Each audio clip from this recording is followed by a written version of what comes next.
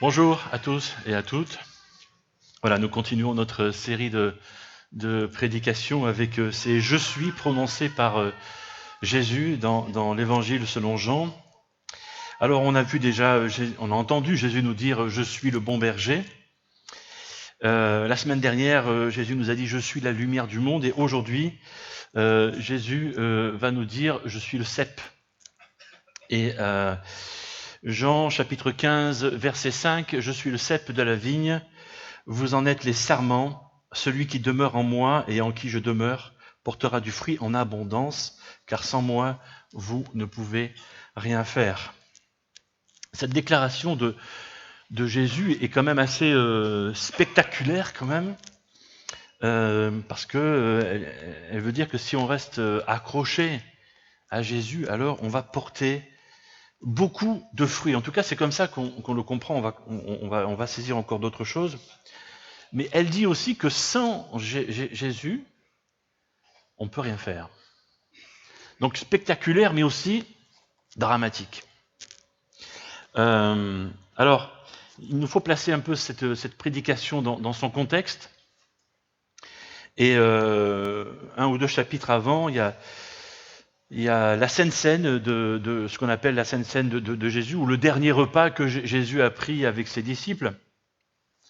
Et donc on l'appelait la Sainte Seine, c'est le repas saint, enfin voilà, ce dernier repas dans lequel Jésus institue ce partage du pain et du vin qu'on fait encore actuellement. Et la question qui se pose, c'est, voilà, on voit ce Jésus qui sait qu'il va être bientôt livré à des troupes qui vont le blesser et qui vont le faire mourir. Voilà. Et ce Jésus sait que c'est son dernier repas avec ses amis et il a des choses importantes à leur dire. On sait, voilà. Et si c'est ton dernier rendez-vous avec tes amis, qu'est-ce que tu aurais à leur dire d'important? Alors, est-ce que ça serait des larmes? Oui, sûrement. Plus de larmes que de joie, sûrement. Mais on ne voit pas beaucoup Jésus pleurer, d'ailleurs. Hein, là. On le voit Jésus remettre de l'ordre, etc. Encore une fois, et toujours.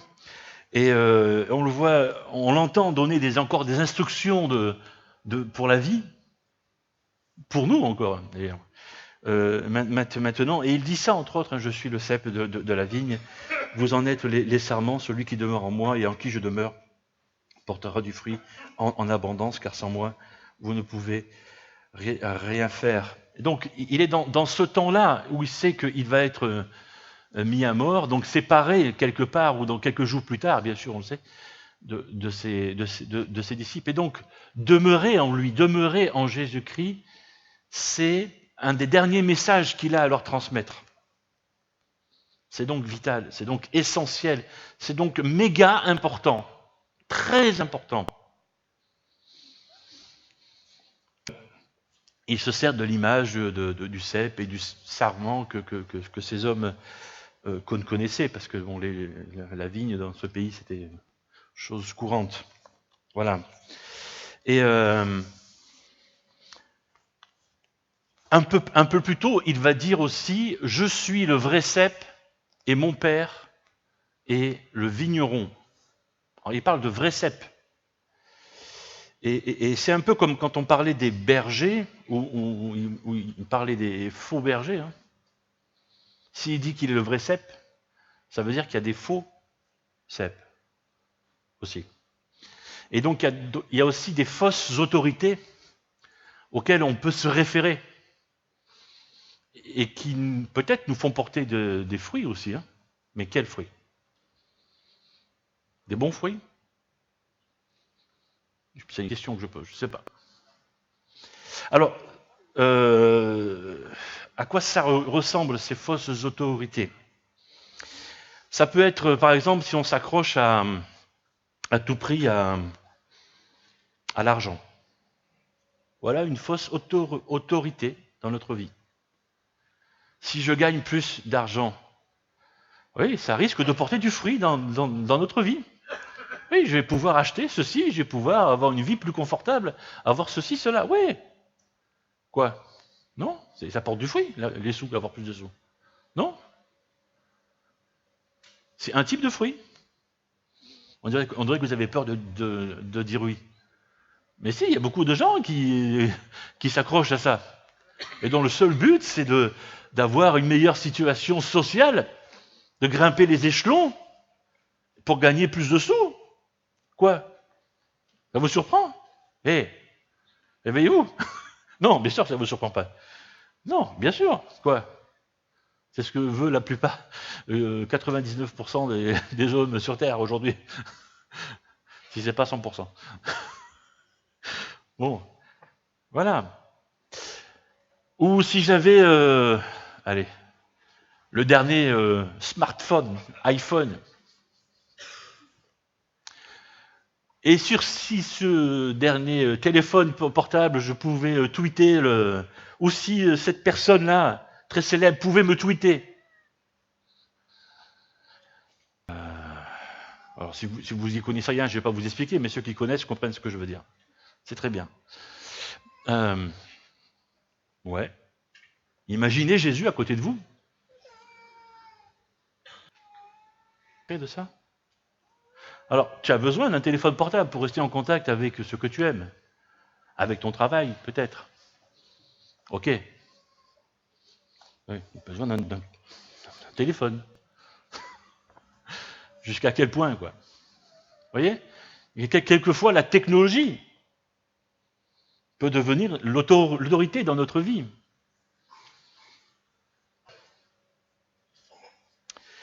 Ou peut-être que tu as passé tout ton temps, tu as dépensé toute ton énergie, tout ton argent à te construire la plus belle des maisons, tu vois. Et puis, alors elle est belle la maison, hein, elle est belle, elle est propre, tu rentres dedans, ça brille comme un sous-neuf, tu vois. Et elle est vide aussi. C'est-à-dire, ça fait le vide. Les enfants sont pas là. Les petits-enfants sont pas là. Peut-être que les arrière-petits-enfants sont pas là non plus. Quoi? Dans ta vie, c'est quoi? C'est avoir une belle maison. Bah tu l'as. Voilà le fruit de ton travail. Ça. Pourquoi est-ce que c'est si important de rester connecté à Jésus, le cep? Et mon premier point, c'est parce que en restant connecté, on produit des bons fruits. Des vrais fruits, en quelque sorte. Jean 15, verset 5, je suis le cep, c'est Jésus qui parle. Hein. Vous, les sarments, celui qui demeure en moi, comme moi en lui, porte beaucoup de fruits, car sans moi, vous ne pouvez rien faire. Alors je vais le répéter assez souvent, ce verset, parce que j'aimerais qu'il s'imprègne dans vos mémoires. Après, vous en souviendrez un peu comme vous voudrez, mais j'aimerais qu'il devienne comme quelque chose qui vous est familier, parce que ce verset est un secret, est une clé pour bien vivre sa vie de disciple de Christ. Restez connecté à Christ. Le cep, vous les sarments, celui qui demeure en moi comme moi en lui porte beaucoup de fruits. De quel genre de fruits? Parce que c'est ça la question aussi. J'ai parlé d'autres fruits jusqu'à présent. Mais de quel genre de fruits parle Jésus ici? Alors, dans la Bible, on trouve différents types de fruits. Alors, j'en cite que quelques-uns dans l'apôtre Paul qui cite ça dans Galates. Même l'apôtre Paul en cite d'autres aussi. Je n'ai pas voulu tous les mettre. Mais j'ai juste cité Galates 5, verset 22, et même ça s'arrête juste au verset 22. Le fruit de l'esprit est amour, joie, paix, patience, bonté, bienveillance, fidélité, douceur, maîtrise de soi. Je suis sûr, quand j'ai cité juste cette petite liste de fruits, certains d'entre vous ont dit, ben moi je vais choisir celui-là, celui-là et celui-là. Mon ami, il a fait comme ça, il a hoché la tête en disant non, c'est pas possible. Il t'a dit ça parce qu'on ne choisit pas en fait, c'est ça? On a tout. Exactement. Parce que c'est tellement facile de dire, Ben moi, je vais prendre la joie. Parce qu'être dans la joie, c'est sympathique. Puis je vais prendre aussi la paix. Puis la patience, je m'en fous. Les autres, ils ont qu'à être patients, après tout. La bonté, j'en ai rien à faire. Tu vois? Et puis non, c'est pas comme ça que ça marche. C'est un tout. Il y a tout. C'est ça. Amour, joie, patience, paix, bonté, bienveillance, fidélité, douceur, maîtrise de soi. C'est ce genre de fruit que Jésus veut nous faire porter. Peut-être que tu connais Jésus depuis très longtemps et tu restes connecté à lui. Tu le pries, tu lis la Bible, tu vas à l'église, tu fréquentes des groupes de maison, tu fais plein de trucs. Tu restes connecté à Christ depuis longtemps. Et puis, c'est quelqu'un dans tes relations qui est souffrant et tu pries pour cette personne depuis longtemps. Longtemps, tu vois, tu pries pour lui, pour elle, depuis longtemps, tu pries depuis longtemps, depuis 6 mois, 1 an, 2 ans, 3 ans. Oh Seigneur, tu réponds à ma prière, je suis connecté à toi. Tu as dit que tu produisais de bons fruits. Pourquoi tu réponds pas à ma prière? Ça vous rappelle rien? Vous vivez pas ce genre de situation? Je l'ai dit avec toute ma fougue. Enfin, moi, je parle comme ça à Dieu. Hein. Dieu me connaît. Hein. Dieu te connaît à toi, donc tu lui parles comme tu veux. Mais parle-lui vrai à Dieu. Il te connaît aussi. Qu'est-ce qui se passe? Pourquoi Dieu ne veut pas te faire porter ce fruit-là? Après tout, pourquoi pas ce fruit-là? À mesure que ça avance, les mois et peut-être les années, tu t'es fâché un peu contre Dieu. Tu vois? Clair, mais quoique, quelquefois oui. Quand même. Et des fois, tu es un peu plus en colère que d'autres, tu comprends pas. Qu'est-ce que tu me fais, Seigneur? Quoi? Je suis attaché à toi, tu me réponds pas, mais c'est quoi cette affaire là? Tu mets pas en doute, tu vois, mais c'est pas loin. Ils sont là. Dans ta vie, ils sont là. C'est pas les fruits que tu veux. Les fruits à toi. Ceux qui sont dans ton cœur, ceux qui sont dans ton âme, dans ta pensée. Mais les fruits sont là. Tu les vois pas. Parce que tu es focalisé sur un type, une attente ou des attentes précises. Et donc les autres fruits que Dieu a voulu dans ta vie, tu les vois pas. Demeure en moi, comme moi en lui, porte beaucoup de fruits. Peut-être un économiste, tu vois, j'ai cette formation. Alors beaucoup de fruits, si je fais une prévision de fruits sur l'année 2016 et 2017, je vais estimer que je vais porter tant de fruits, tu vois.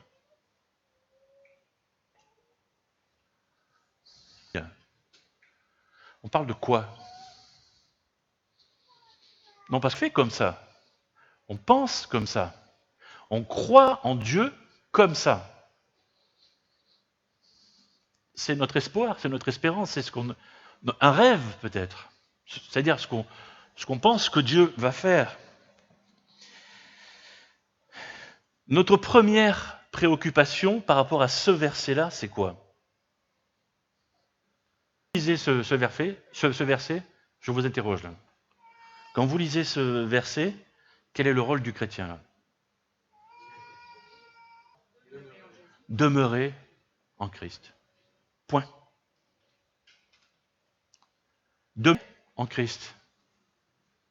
Ça, c'est la première préoccupation du disciple de Christ. Demeurer en Christ, rester, s'accrocher au cep, au tronc, à la vie, quoi. Là d'où vient le sang, la vie, quoi.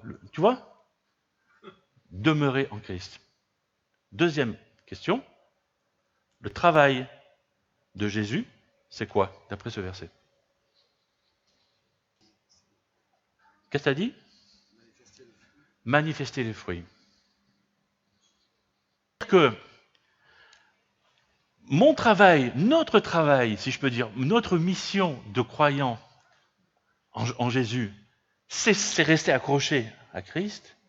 Et le job, le boulot, la mission de Christ, c'est les fruits. C'est son travail à lui, en fait. Le cep, vous, les sarments, celui qui demeure en moi, comme moi en lui, porte beaucoup de fruits.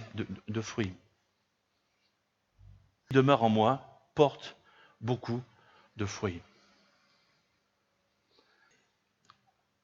L'énergie, la sève du cep qui fait que le sarment porte du fruit.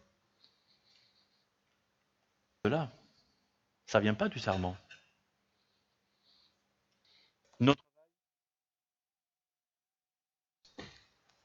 Notre travail, c'est de nous concentrer, nous focaliser sur notre maître, sur notre patron, sur notre Seigneur, appelez-le comme vous voulez, sur Christ, quoi. Et lui va se charger de nous faire porter du fruit. Beaucoup de fruits, mais pas le fruit que nous avons choisi. Et c'est là que quelquefois on peut être frustré. Parce que nous, on préférerait, tiens, que Dieu réponde à ma prière pour cet ami pour qui je prie. Mais c'est pas ça que Dieu est en train de faire comme fruit dans ta vie. C'est autre chose. Je ne sais pas, mais lui sait. Restez connecté à Jésus et il va produire des fruits dans ta vie. Un deuxième point ici, être déconnecté du cep Jésus ne produit rien. Dehors de moi, vous ne pouvez rien faire, c'est la fin du verset, et même le verset 6 dit, si quelqu'un ne demeure pas en moi, il est jeté dehors comme le sarment, et le sarment sèche, puis on ramasse le sarment, on les jette au feu, et il brûle. C'est un peu, ça ressemble beaucoup à une parole de jugement, là, ça. Ça ressemble, le feu, ça me fait penser toujours au jugement un petit peu. Et si Jésus n'arrive pas à produire des fruits au travers de nous, il y a quand même comme cette parole du jugement qui... Enfin, ça ressemble beaucoup à ça. Et je parle un peu de ne rien produire, et produire mal, c'est pire encore.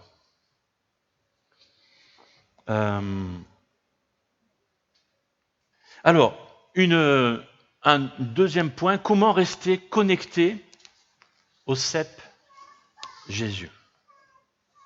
Alors, j'en ai déjà parlé, il y a beaucoup de façons différentes de rester connecté, lire la Bible, parler à Dieu, prier, écouter Dieu, nous parler aussi.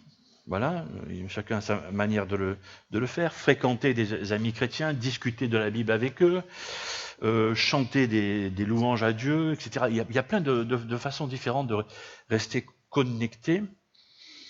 Le problème, c'est que souvent, on manque de motivation pour le faire. En tout cas, ça arrive. Et Jésus dit, ici au verset 15, « Si vous gardez mes commandements, vous demeurerez dans mon amour, comme j'ai gardé les commandements de mon Père et que je demeure dans son amour. » Donc, si on veut rester connecté, il faut obéir. Il faut faire ce que Jésus nous dit de faire. C'est l'obéissance. Je vais citer un exemple qui est risible, mais à moitié, comme d'habitude, qui ne vient pas de moi, qui vient de Francis Chan, qui est un évangéliste nord-américain. Et il prend comme exemple un adolescent qui n'a pas l'habitude de ranger sa chambre, d'accord ? Donc les parents viennent le voir, ils disent, tu vas ranger ta chambre, et il s'en va. Donc il s'en va. Il revient quelques heures plus tard. Je regarde mes notes parce que c'est long. Il revient quelques heures plus tard et les parents demandent, c'est bon, tu as rangé ta chambre? Alors, il revient et dit, j'ai bien mémorisé ce que vous m'avez dit pour ranger ma chambre. Et les parents disent, mais voilà, maintenant, vas-y, va ranger ta chambre. Donc, il s'en va. Et il revient donc le lendemain. Et les parents disent, ça y est, tu as rangé ta chambre? Non, j'ai pas rangé ma chambre. Par contre, je me suis fait un tatouage sur le bras où il y a écrit « Range ta chambre » en hébreu. Comme ça, tous les jours de ma vie, jusqu'à ma mort, je pourrais me souvenir combien le fait de ranger ma chambre, c'est important. Tu vois? Et bon, c'est bien, va ranger ta chambre maintenant. Et puis il s'en va. Donc, et puis il revoit quelques jours plus tard. Il dit, ça y est, t'as rangé ta chambre? Et puis le gamin dit, non, mais j'ai rencontré 4 amis et on a parlé justement du fait de ranger sa chambre. Tu vois? Et puis on a discuté, la discussion a duré toute la nuit, et puis c'était vraiment productif, tu vois, on a bien discuté, bien compris les choses, et puis j'ai hâte d'être à la semaine prochaine parce qu'on va rediscuter de ça. T'as rangé ta chambre? Et puis donc il s'en va. Et puis 2-3 jours après, il revoit le gosse, quoi, et ça y est, t'as rangé ta chambre? C'est pas fini, hein.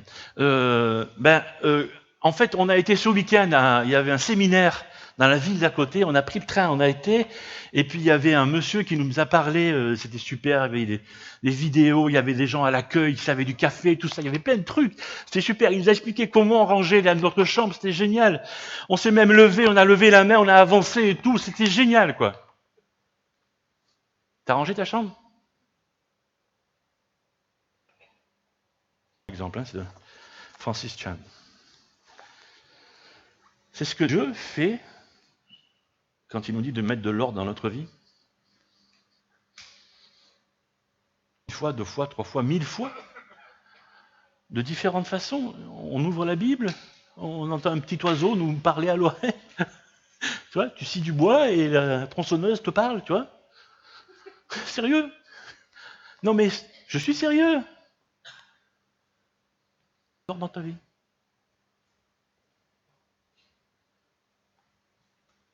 Si vous gardez mes commandements, vous demeurerez dans mon amour, comme j'ai gardé les commandements de mon Père, et que je demeure dans son amour, l'obéissance.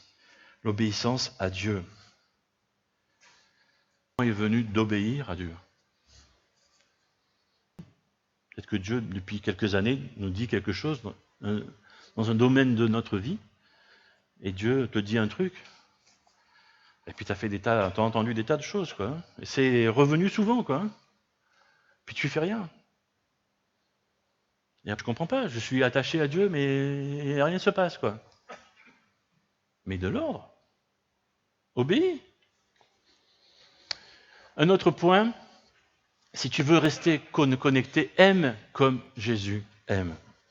Et là, on monte encore d'un cran avec le verset 12. Voici mon commandement, aimez-vous les uns les autres. Alors, ça aurait été beaucoup plus sympathique et beaucoup plus facile si le verset s'était arrêté là. Aimez-vous les uns les autres, point, salut. Mais pas là. C'est comme je vous ai aimé. Oh zut. Jésus dit, aimez-vous les uns les autres comme je vous ai aimé. On sait comment ça a fini, hein, son amour pour nous.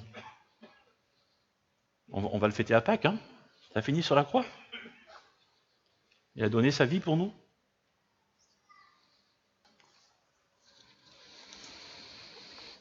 Jésus parle de cet amour avec ses disciples. Ses disciples on le voit de temps en temps, se disputent. Bon, Jésus, toi, t'es le numéro 1. Mais le numéro 2, qui c'est? Allez, parmi les 12, là, vas-y, dis-nous qui c'est. Hein? C'est qui le numéro 2? Et les gars, il n'y a pas de numéro 1, il n'y a pas de numéro 2, là. On est là pour servir. On s'en fiche de numéro 1, numéro 2.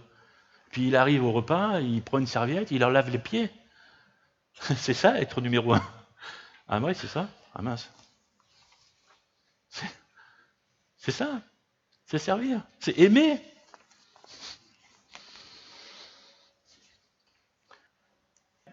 Pour personne de plus grand amour que de donner sa vie pour ses amis, c'est le verset 13. Aimez l'autre comme je vous ai aimé, c'est ce que Jésus nous dit ce matin. Alors évidemment, ça nous bloque un peu, ça, on se sent incapable d'aimer l'autre comme Jésus nous a aimés.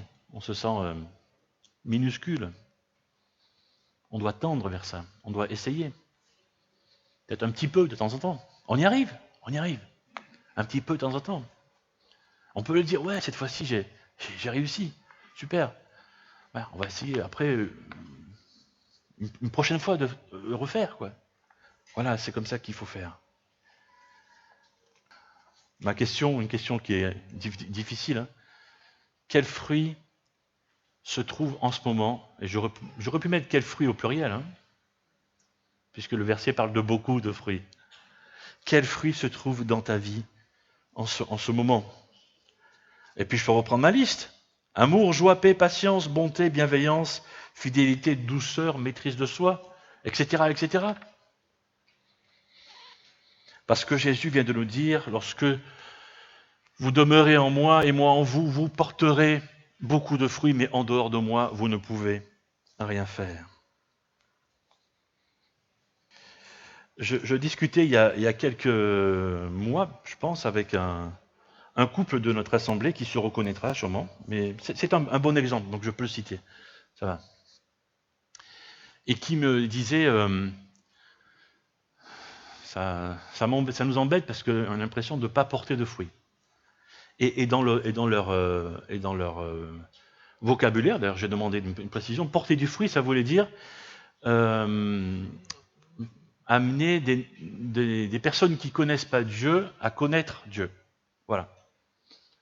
Et je leur ai dit, mais il y a peut-être d'autres fruits, d'autres choses. Voilà.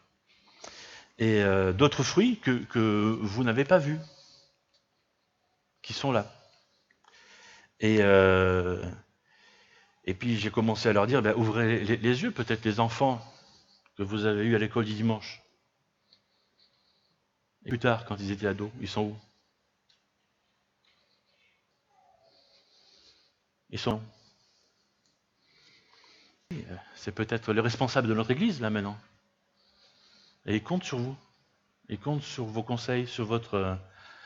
Ils vous regardent. C'est un peu des modèles, quoi. Et si ça, c'est pas des fruits, hein, c'est pas le fruit que tu attendais, mais c'est beaucoup de fruits. Et c'est des bons fruits. Je suis le cep, vous êtes les serments, si vous demeurez en moi et moi en vous, vous porterez beaucoup de fruits, mais en dehors de moi, vous ne pouvez rien faire. Je vous invite à un temps de prière et de recueillement maintenant pour terminer ce temps de prédication. Seigneur, merci parce que tu nous parles encore ce matin.